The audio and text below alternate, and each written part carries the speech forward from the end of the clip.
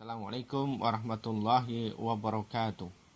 Manut Quran bisa kaya.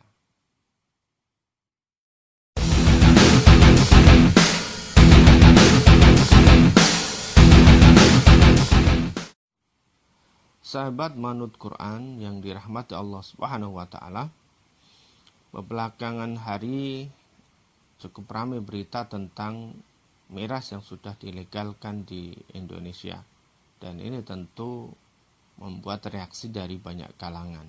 Nah, sebenarnya bagaimana Islam itu menilai tentang miras ini? Allah Subhanahu wa taala sudah berfirman di surat Al-Maidah ayat 90, disampaikan, A'udzu billahi minasyaitonir rajim. Bismillahirrahmanirrahim. Ya ayyuhalladzina amanu innamal khamru wal maisir wal ansabu wal azlamu rijzum min amalis syaitan fajtanibuhu la'allakum tuflihun.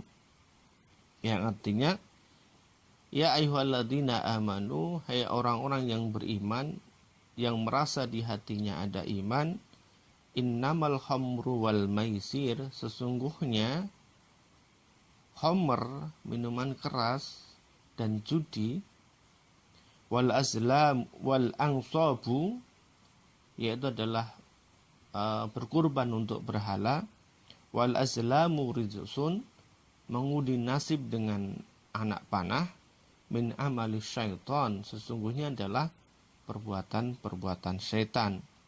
Fajtanibuhu, maka jauhilah perbuatan-perbuatan ini, la'allakum tuflihun, agar kita semuanya mendapatkan keberuntungan dari Allah Subhanahu wa taala. Hidup kita agar beruntung.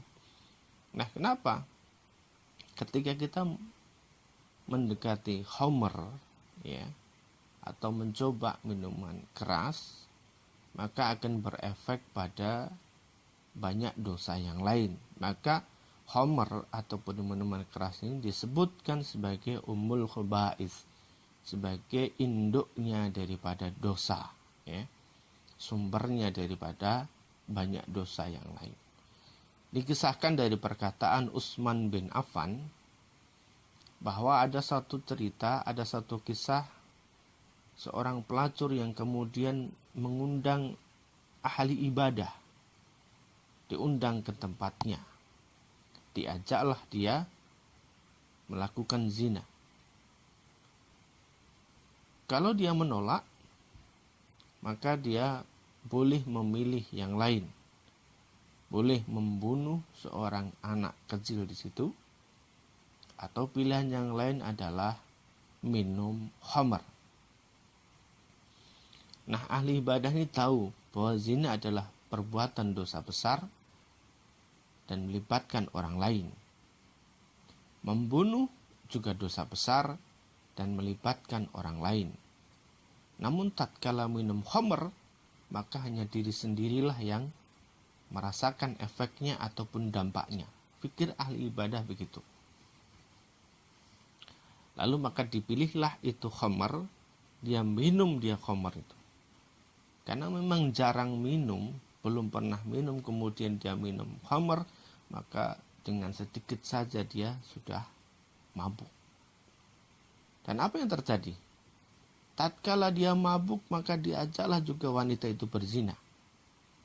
Setelah itu dibunuh pula bayi tersebut, anak tersebut, ya.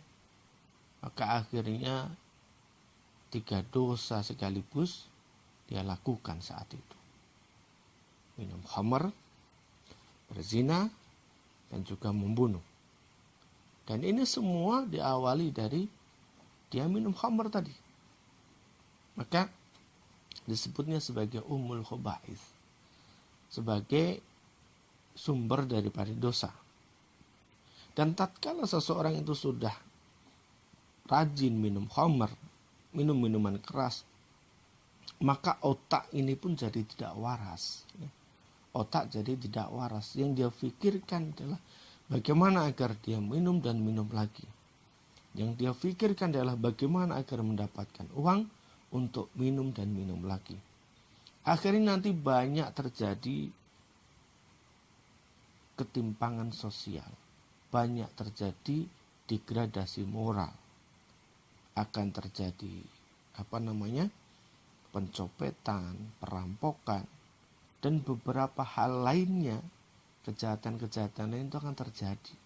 Kenapa? Mereka butuh uang untuk membeli minuman. Ya. Maka ini harus digarisbawahi bahwa minuman keras adalah minuman yang haram, ya. Dan bahkan beberapa agama yang lain pun juga menolak, juga mengharamkan minuman keras, ya. Jadi tidak hanya Islam saja yang kemudian melarang tentang khamr. Ternyata di agama lain pun juga hal yang sama, karena memang ini sudah menjadi kesepakatan bahwa sumber dari segala masalah, sumber dari segala kejahatan, sumber dari segala dosa adalah khamr itu sendiri. Maka Rasulullah pernah menyampaikan, bagi orang yang minum khamr, maka sholatnya selama 40 hari tidak diterima oleh Allah Subhanahu wa ta'ala. 40 hari sholat kita tidak terima oleh Allah Subhanahu wa ta'ala. Masya Allah, ya. Mudah-mudahan kita semua bisa terhindar dari khamr ini, dari minuman keras. Anak-anak kita juga sama, saudara-saudara kita juga sama. Mudah-mudahan darah kita terhindar dari minuman keras dan juga dari bahaya-bahaya yang lainnya.